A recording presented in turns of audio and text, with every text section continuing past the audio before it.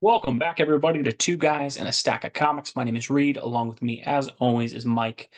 Mike, we have been going through in these next couple of videos. We're going to look at what we think is kind of causing DC Comics to have fallen well behind Marvel, and that while really Marvel has been ahead for a very long time now, it used to be more of a neck and neck race, whereas now DC is closer to Image Comics than they actually are to Marvel. And that's not to say that the quality of the books from DC is awful or that the quality from Marvel is amazing. It is just when you look at sales data, it is shocking that if you take like the top 50 books selling each month, 28 or so are typically Marvel, and then about 6 to 7 are DC. So you've got where Marvel in like the top 50 books has things. And we've seen, I know ICV too, they do a lot of comic sell stuff. They've had where books like Thor, Venom, Darth Vader, stuff like that are routinely overselling Batman, Batman, Superman, World's Finest, and Superman in Action Comics. And so while Batman is really healthy at DC Comics, the property that you and I feel most needs to be course corrected is the Man of Steel, Superman, the most iconic Superman hero in all of DC Comics. Batman is the most popular. I think the most iconic is Superman. So, He's Mike, the one just who before started it all. so I want to start it all. Absolutely. So before we get into what we think they've done wrong with Superman, Mike, I know you have, but you're a big Superman fan. You have stopped reading Superman for a while. What is Oh it yeah. that drove you as a hardcore DC Comics guy away from reading Superman? Um, well, I went for a while without buying comics. And when I started buying comics again, of course, I picked up The Flash, I picked up Thor, I picked up Justice League, Superman. I was buying, sampling, and I just couldn't relate to. I don't remember what turned me off so much as that, I think I just really didn't recognize it. He seemed like a different character from what I had been reading in the 70s and the 80s and the stuff that I loved as a kid. And of course, all those anthologies of the wonderful golden age years and, all that amazing stuff. Um, I just didn't really recognize the character. So when I started buying comics again, he just fell by the wayside. And every once in a while, I'll go by the rack and I'll take a look, and I don't really know what's going on over there. I'm not sure if I'm going to pick up. Is it Superboy? Is he Superman now? I don't know what's going on. So I kind of would, like we've been saying, there's a jumping on point Yeah, kind of for an clean it up older a little fan bit. like me.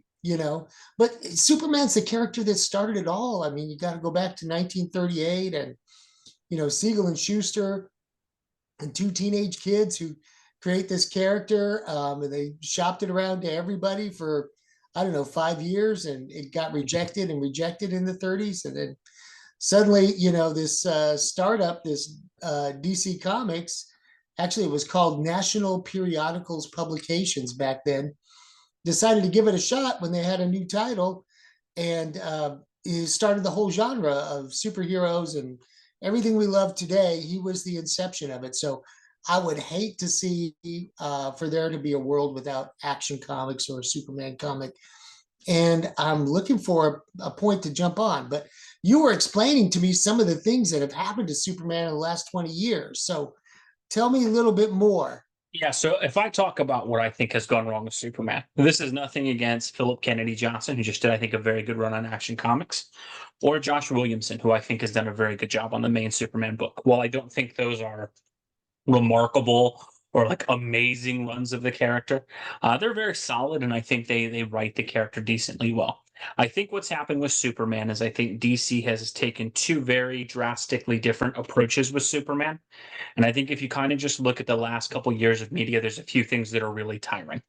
So if you just look from the comic book standpoint, if we go back to the new 52 starting, they determined, hey, Superman, we're taking him basically, we're taking the character back to formula. They decided to really emphasize the alien piece of things with Superman. He was a lot colder, a lot more distant. He got depowered frequently. I think in the New 52 relationship with Wonder Woman, which had its fans, but they got rid of the relationship with Lois. And then by the end of the New 52, that New 52 Superman was basically killed off and replaced with a Superman Really? and Lois who are, I guess, from a different reality because, DC and their multiverses and things. And that Superman and Lois had a son named John Kent. It makes And for then for a easy while, writing. It makes for there easy was a writing, good the piece of multiverse. writing for about 30 to 50 issues where Uh, Superman and Lois were married with a very young John Kent as their son. And it really, I thought, had a great dynamic of Superman. Then, for some reason, the DC decided to turn the entire Superman line over to Brian Michael Bendis. Brian Michael Bendis basically decided, hey, Superman and Lois are going to kind of quasi break up, where she's going to go her own way, stay there like they're married but separated ish. He decided for some reason to have John Kent get kidnapped and aged up. Although he wasn't technically kidnapped, unless that they let hmm. him go with Superman's father, Jor-El, who returned with. It was so much convoluted stuff, but they basically turned John Kent into from an 8-year-old to like a 19-year-old in like a week in the books. His secret identity got exposed, and then they decided that at that point that Superman would just go into Action Comics, and then John Kent would also be called Superman and would exist in his own comic. And then the first couple comics of John Kent being Superman, it was basically just the John Kent lecturing Clark Kent on why didn't you do enough? Why weren't you? Because I guess 80 years of saving planes and stopping planet invasions and beating Darkseid wasn't quite enough for John Kent for what Dad should have done. He should So have that's done just the more. comics end. You got And then to do eventually more. John Kent, they made some very poorly thought out decisions with John Kent. That series only lasted, I think, 24, 25 issues. And now Clark's back as the main character in both. And because the John Kent character kind of got aged up too fast, in the pages of Superman and Action Comics, he has now adopted two kids who kind of serve as him being a parent to younger children again. So there's just so much convoluted. And again, I think Josh Williamson and Kennedy Johnson are doing a good job. But again, there's so much just topsy turvy stuff with him in the comics. Then when you Well, look at, and this is what drives me crazy, Mark. Go ahead, Mike. the Superman and Lois show, they had two kids. Yep. So then So here's where we get into the big problem with Superman is the multimedia presentation of Superman. When you look at Superman in video games, right? Because comic book characters, they exist in a lot of different franchises. We go video games. Superman was the tyrant dictator in Injustice that right. you fought against the whole time. And I I think remember some doing people will that with Jackson. I was I remember playing some people will say, Injustice. well, he wasn't that bad in the game. No, when you have Superman murder teenage Billy Batson, he's a tyrant and a murderer in those games. Then you look at Kill the Justice League, the other huge market media game they had. Superman's bad, and you as the player have to kill Superman in that game. You look at what they've done with him in media. In the DCEU, he was your starting foundational character. And then in the second movie, you decided to have it loaded with visions of the future where he's a tyrannical dictator killing people on behalf of Darkseid. The Justice League movie featured a sort of brainwashed or messed up Superman fighting the whole Justice League as the centerpiece thing of the movie. And then you look at Superman and Lois, the TV show. Well, there's a good version there. There's also the evil version of Superman, From the alternate who they universe. steal from the alternate universe comes, Yeah. who's a tyrannical dictator. You throw in the fact that in culture, you have also had Homelander become a lot bigger deal, who's evil Superman, Omni Man, who's evil Superman, and then Omni-Man you've is had movies like Brightburn, which has been evil Superman. And so you have this weird thing with Superman where DC Comics either presents him as like the big blue Boy Scout who is the nicest man on the planet, basically Mr. Rogers with superpowers, right. or he is alien distant space Jesus who might turn into a tyrannical dictator. And it's like these two visions, guys, do not work. You have to pick a lane as to which Superman is. And you and I have our preference on what it should be. But DC does this just wide spanning thing with Superman where it's a 180-degree difference and it just does not work. My 2 cents would be, hey, the whole thing with Batman and the little stash of kryptonite that he carries around all the time. That was there for a reason, in case, break glass in case of emergency scenario, Yep. because Batman always thinks ahead, right? So he's got that. Batman's always Yeah, planning. he's Always. always planning. So I like the idea of them toying around with the tyrannical Superman for maybe one plot twist, because we've all been there in Batman's head when he's thinking like, I gotta have the kryptonite in case Clark goes AWOL, right? Yep. And so I like that as a standalone storyline, like a what if kind of, if DC, kind of, or an alternate universe kind of, for a one-time storyline. But I do feel it sounds like it's been overused. Well, and I think the thing with Superman, the Batman having the kryptonite ring is more a commentary on who Batman is than it is Superman.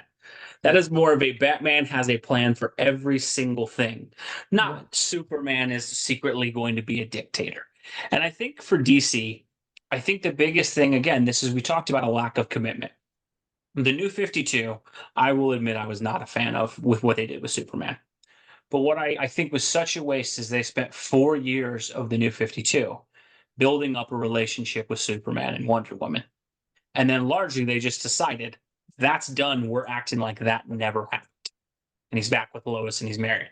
And it's one of those things where it was just again a 180 thing. He's not with Lois at all. He's with Wonder Woman. Nope, actually, he's married to Lois and has a kid. And it's like, you gotta get us from point A to point B on how that happened so quickly. And I think the thing is, I know there's people who find Superman boring. I've heard that criticism. I know there's people who think the relationship with Lois is a dead end. That he should be more with a different character like Wonder Woman. And I will not say that I think anybody's 100% wrong. For me, the reason Superman to me should be a married guy with a kid who is the paragon of virtue, the nicest guy in DC Comics, is I think there's two huge reasons for it. One, DC already has its dark, struggling anti hero character that is Batman. Superman works out as the perfect balance to that, and those are the two cornerstone pieces of their universe. And most good universes are built on those type of characters. You look at the MCU, Captain America and Tony Stark, right? Very different characters, very different approaches, worked because you had those two. Even Deadpool and Wolverine that just came out. You've got the lighthearted, always joking, sarcastic Deadpool with the slightly psychotic, very angry Wolverine. And while there's shared trauma between the two, you obviously have where there's a difference. Well, Most companies need that. Go ahead, Mike. the universe was built that way, and I don't know if they really had any thought or design, but it just worked out perfectly. 1938, you get Superman on Action Comics, and then in 1939, you get Batman in Detective Comics. You got the dark hero who was like based on the pulps and the shadow and everything that's dark and brooding. And, he used to carry a gun and, used to fight crime in a down and dirty, gritty way. And then you had Superman, although who was violent, but always was aspirational. Yep. In the early days, he was, he threw people around and, he went over and beat up Hitler and Mussolini, that kind of thing. But he was always hopeful and aspirational. I think one of the quotes on the first page is, I forget, I'll quote it wrong, but he talks about bringing freedom to the oppressed and helping people and all of that kind of thing. So it was always hopeful and aspirational. And Batman was just down and dirty, fighting crime, trying to avenge his parents.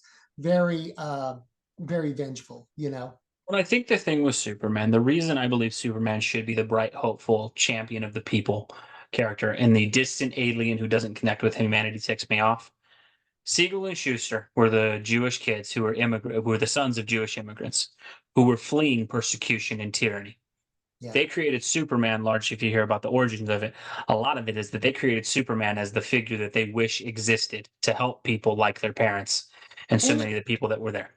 and it was the perfect thing to come, bring the country's popular imagination out of the Depression as it went into World War II. I mean, those were huge things that the social psyche was trying to work out, but they're elemental and they're rudimental in our in humanity's cosmic mind or consciousness, so to speak. Those two things are there. And some people fight it in a dark way, and some people fight it in a more hopeful, aspirational way. And it just, worked out perfectly, the balance between the two characters when they were released. And it's the perfect formula. And it's just worked and worked for 80 years. So they're iconic, and they're foundational for a reason. I think the thing is, this is where I think the approach of Superman needs to be more, as you said, aspirational. The thing about Superman is I think there's this determination to think that, like, because he's got so many powers and he's just a good guy, that makes him boring. And in all honesty, I think that's just poor writing. The thing about Superman that I think is interesting is, and this is, I think we'll talk about this larger with DC. Marvel has tried for years to do the world outside your window. That was Marvel's whole shtick, was we want characters who look, sound, and act like you. DC to me, I always liked more because it was more escapism than Marvel, in my opinion. DC, Superman's not like me. Batman is not like me. These are characters who exist in a fictional world, but very defined personalities.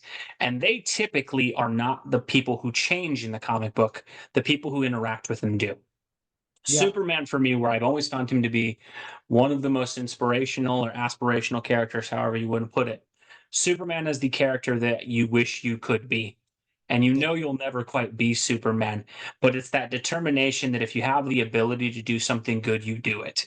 And I think that's the thing with Superman is we don't need Superman to be like someone that you know, because he's not supposed to be someone you know. He's supposed to be someone you want to be like. Superman's supposed to be something that you look up to. I loved in Man of Steel, and granted they botched it with the remainder of how the film presented it, but they pitch it as, I think it's Jor-El tells him, you will set an ideal for people to strive towards. And I think that's where I've always loved Superman, is the fact that he is a character who, if a gun is fired, he doesn't care who fired it. He's going to stop the bullet. He's Yeah. going to stop the violence. He's going to do. He's not interested in the politics. He's not interested in, the quibbles that humanity is having. He simply sees there's danger. I'm going to stop it. There's a volcano. I'm going to put it out. There's a mudslide. I'm going to save the people. There's something that's going to explode. A ship that's drowning. I'm going to pull it out of the water. And I'm not analyzing, well, they're a good person or a bad person. No. Something tragic was going to happen. I have the ability to stop it. I'm going to stop it. And I will let humanity dictate what happens after there. And the thing about Superman that I think is so necessary for now, we have so many things in the world that divide people now. I mean, it is everywhere. You can't even watch a Star Wars movie anymore without it turning into some major political, socio-economic divide fight with people. And it's ridiculous where we've gone to with all this stuff. I love Superman for the fact that he is the guy who cuts through the stack. Superman knows what's right. Superman does what's right. He is there to protect humanity. And when you look at Superman, the whole thing is he's just a good guy who does the right thing. It is that pure. It is that simple. And the thing that makes his stories there is, like, I mean, for me personally, my son is named Clark. Superman's not my favorite superhero, but the reason, part of why my wife and I named him Clark, was if there was any fictional character that my kid could ever turn out to be, you would hope it would be Superman. Someone Yeah. that people look at and goes, that is just a good guy who does the right thing. And I Right. think if DC can return him to being that, being the character that people look at and go, man, that is the guy. That's the good guy. That's the ultimate hero. I think And that would give them back so much of their universe. the best stories that were written about Superman were always, the world was in this quagmire, and one figure who had the strength and the ability to separate the wheat from the chaff in the situation. It was always Superman, and he had the ability to do it. And that's just a great thing. That's just a great story to read. And you're right, the fictionalization and the science fictionalization of the DC characters is always what made me love it, because it was, pure fiction, and they didn't live in the real world. Marvel did a neat thing when they turned that paradigm on its head and say, well, let's do the, like, the world outside your window thing, like said it. And they put and entrench their characters more in reality. And that was very interesting, very cool for when it happened and for what it was. And it still is today. And it brings great um, That enjoyment brings a in their lot of great movies dynamics to the story. Absolutely. and in their comics. But for DC, having that fictional world, something to enjoy, something to get your imagination going. What if, and we need somebody like that. Kind of helps the social conscious, I think. Yeah, I think just having a guy who is the good guy who does the right thing, because we're so obsessed with shades of gray and different stuff. And I think, in all honesty, this is where I think DC's got to stop the whole Superman tyrannical dictator, always the bad guy thing. You're never going to go to the level Homelander or Omni Man are at. We've Yeah. seen the evil Superman. Those shows have gone to that furthest extent with that. Anything you do as Superman, you're not going to reach that level, and you never should. So let's return him back to who he should be. And to me, It's if you said, almost how do you like go ahead, it's Mike? almost it's almost like when they tried to make Captain America Red Skull. The Hail Hydra. No, it's so Or I the head find it of so Hydra, right? insulting. Yeah, Captain America when they did that, and I think especially Superman. When you look you at the can't do reasoning that, behind the creation of Captain America and the reasoning behind the creation, especially of Superman, right? these were folks who were creating a figure they wish had existed to stop the tyrants who had oppressed people that they were.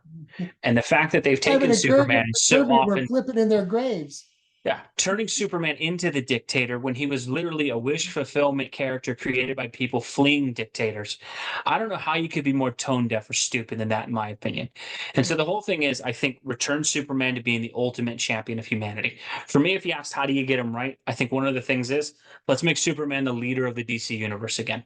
I understand Batman's the most popular character. Batman is the ultimate strategist. He is your most popular character. But in the Justice League, the leader of the Justice League should be Superman. He should be at the forefront. Superman should be humanity's ultimate line of defense. And I think Superman's comic books, I think the cool dichotomy of Superman, I think his Superman action should be these massive, galaxy spanning, absolutely brutal, huge stakes fights. And then he has the dichotomy of at home. He's just a reporter who's married and has kids. To Yeah, me, I would go with that. I think there's been such a blend to try to like, how do we make Metropolis more interesting and make it like Superman's just floating around Metropolis all day? Well, I think that's okay. The thing is, Superman to me, there should be in that comic book almost a Silver Surfer level thing of like his fights as Superman are these huge galactic kind of battles because that's where the powers don't get boring. When you throw Doomsday at him or you throw Zod at him, that's an equal fight. yeah, I think the thing is, Superman's only limited in being so overpowered if you can't create good villains. If you can create some of these great villains very like true. Mongol has been in Doomsday and Zod and Brainiac, have Superman in these crazy cosmic adventures. And then you can have the dichotomy. He comes back and he's Clark Kent, the mild mannered reporter who lives in Metropolis. I Yeah, think there's just been so much an effort to try to make Superman like, oh, he's just one of us. And I get it. It's because he is a nice guy. He's a humble kid. He grew up from humble origins, from good parents who taught him who he was. And that's fantastic. But that's what the dichotomy of the married father with Lois is. And then his Superman duties should be that he is out protecting the galaxy, protecting the world, going where he's needed. I would love to see that return with Superman. And I think the guy who captured it best was Grant Morrison. It's why All Star Superman is such a classic comic book. And then you have like Superman is tackling all these incredible, fantastic feats 1 minute, and then the next there's a girl who's going to jump off a building, and Superman flies down and comforts her. And that's who Superman should be. He should be just as comfortable like punching a black hole and fighting Doomsday as he is yeah, going down and just consoling a child who's lost something. yep. That's what makes that character great. And I think if you get to that dichotomy again, instead of trying to make it Metropolis focused all the time, that's cool. It's awesome to have that for an arc or two. But your Superman stuff should be these galaxy spanning things and then return to Superman being it. And I think without question, and I say this as Batman being my favorite fictional character in any medium, I love Batman. Batman shouldn't be the leader of the Justice League. It should be Superman. He should be the leader. He should be the guy who is telling them what to do. And the other part, stop making Superman incompetent. Because that's the other thing that really ticks me off. And I think the most damaging piece of Superman media that was ever created was The Dark Knight Returns by Frank Miller. I love that comic as a Batman fan, but it turned Superman into this government stooge oaf that for some reason that permeated culture for a bit, and it created all this Batman versus Superman fighting. I love Batman. I love that Batman's prepared for a fight for Superman. It's not close. If Superman fights Batman, Batman loses very, very easily. And I say that with Batman being my favorite character ever. That's That's true. why I love Batman. Batman shouldn't be able to beat Superman. If he can beat Superman regularly, he's not the underdog character. And so the whole thing is, let's restore Superman. Let's make him confident. Let's make him a leader. Let's make him the paragon that he should be. And I think if you get that right, you restore that balance to DC, where it's not just Batman's the leader of the Justice League, Batman's the ultimate solution to everything, Batman can defeat Superman in a fight, because it kind of, in a way, also ruins Batman a bit. And I say that as a Batman fan.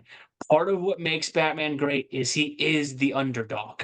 It is Yep. not that he can get into a fight with Superman and actually win. That's not who that character is.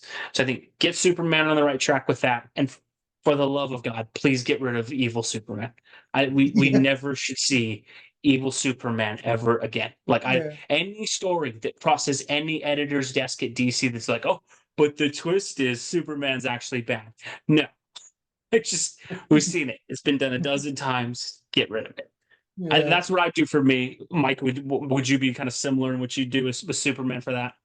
Absolutely. I love the Christopher Reeve Superman, and I think, that's, that movie pretty much captured the character and tried to bring it forward a little bit in the modern age. It was just great. I love what you said about he can get in these galactic fights and then just, swoop down and save a kid from a onrushing bus or whatever. And, that's classic superhero stuff. You can always tell a good tale with, interrelationship dynamics between him and Lois, and you can always tell a good tale of, he saves the universe, and he comes home to dinner with Lois, and or makes it back in time to get that report out, and put it on the editor's desk at the end of the day. Those kind of stories are just great. It doesn't get old. And we've had enough of taking the storylines in these other directions. I'm looking for a jumping on point.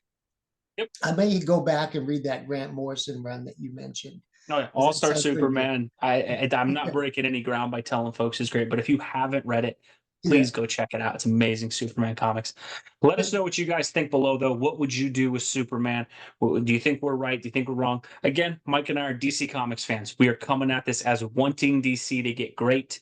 We want DC to be back on top. May not happen, but we are absolutely rooting for it. So if you're a DC fan down below, let us know what you think. If you're a Marvel fan who doesn't like Superman, what is it that would get you interested in Superman? It's always interesting to find out.